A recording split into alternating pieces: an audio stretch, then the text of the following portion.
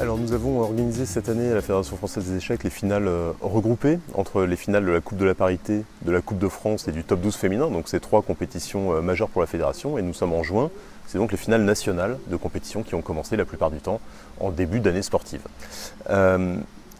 Poitiers est un club complet qui est en train de monter très vite en Nouvelle-Aquitaine et effectivement dans toute la France, qui compte un grand nombre de licenciés, avec une équipe de dirigeants active, engagée, Inès Le Riche, Romain Picard, et une équipe de bénévoles extrêmement nombreuse, extrêmement sympathique, qui a déjà fait ses preuves sur notamment toutes les phases d'interclub qui sont régulièrement organisées à Poitiers, donc qui sont des phases importantes, qui m'ont montré des bonnes... un sens de l'organisation, un sens de l'accueil.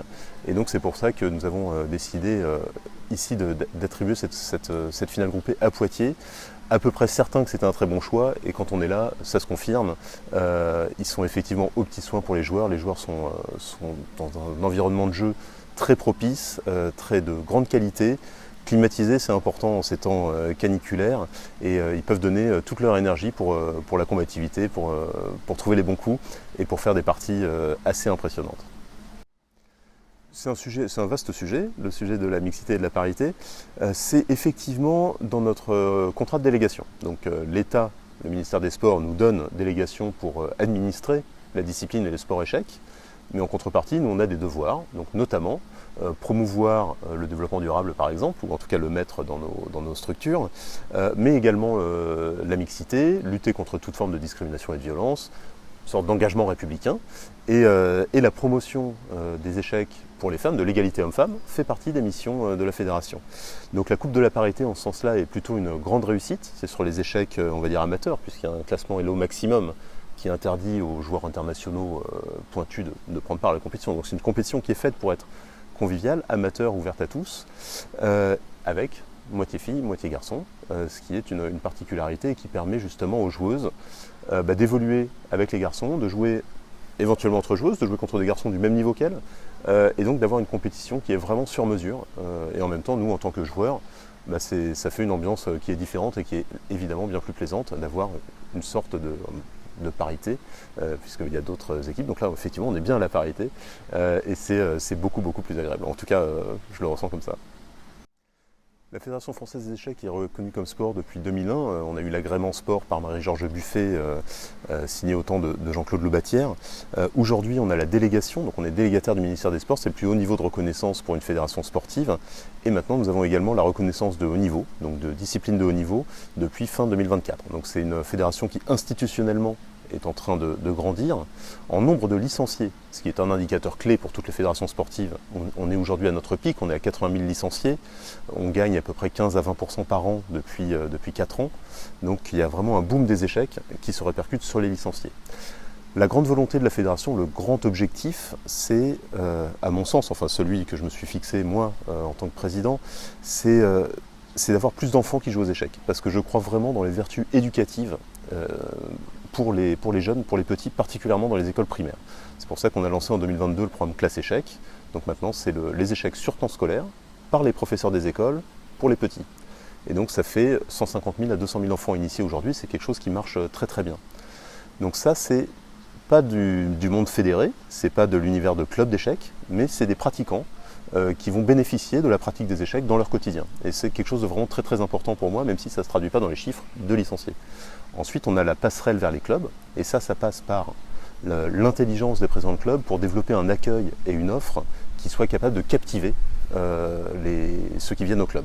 Donc nous, à la fédération, on fait beaucoup de communication, beaucoup de presse, des cours dans les écoles, donc pour que des gens se présentent au forum des assos et aux portes du club pour venir jouer au club d'échecs, et ensuite c'est aux présidents de club, aux dirigeants de club, aux animateurs, aux entraîneurs, qui sont plus de 3000 en France. Pour nos 1000 clubs, il y a à peu près 3000 personnes qui œuvrent régulièrement pour le développement des échecs. C'est à eux de faire l'accueil qui va bien pour que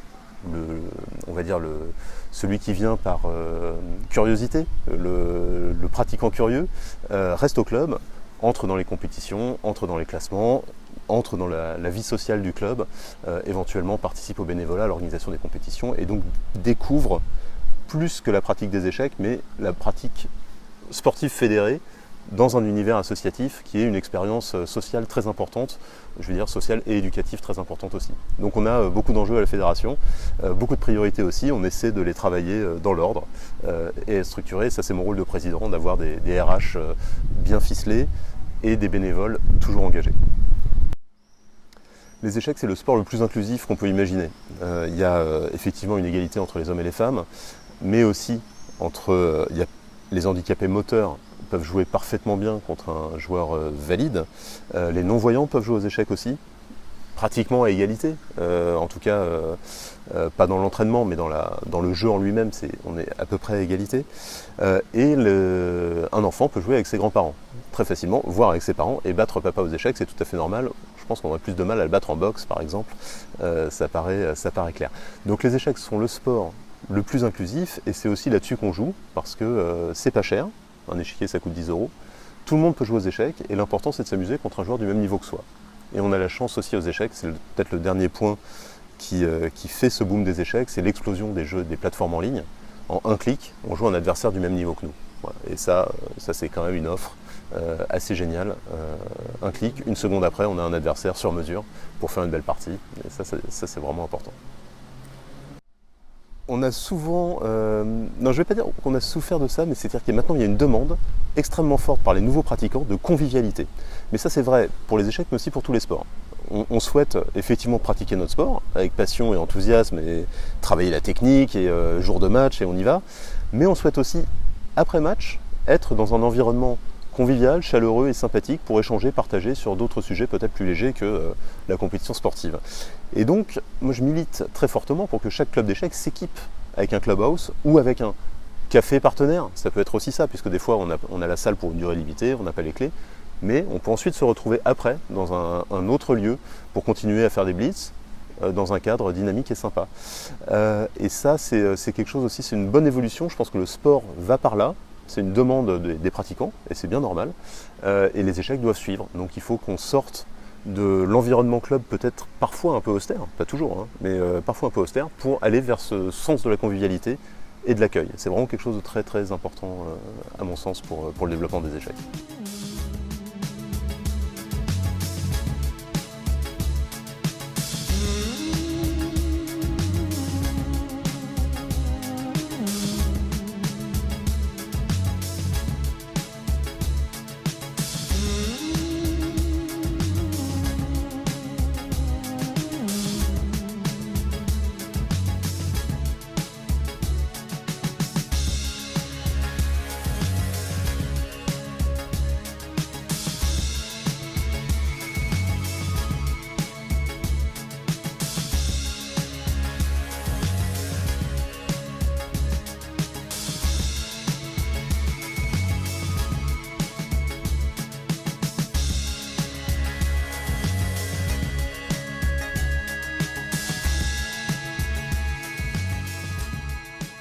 Donc nous sommes au sein d'une résidence service senior qui appartient au groupe Les Jardins d'Arcadie.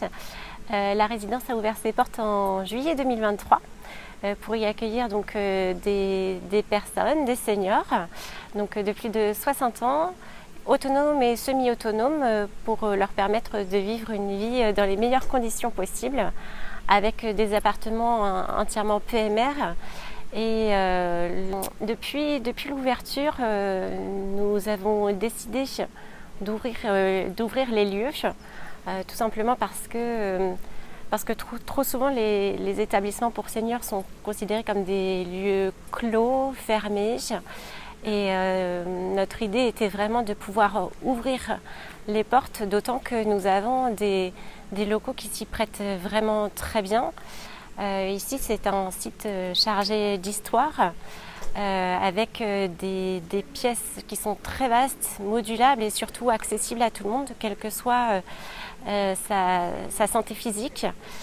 Et donc, c'est dans ce cadre-là que nous avons choisi collectivement de pouvoir ouvrir les portes sur des événements comme celui-ci.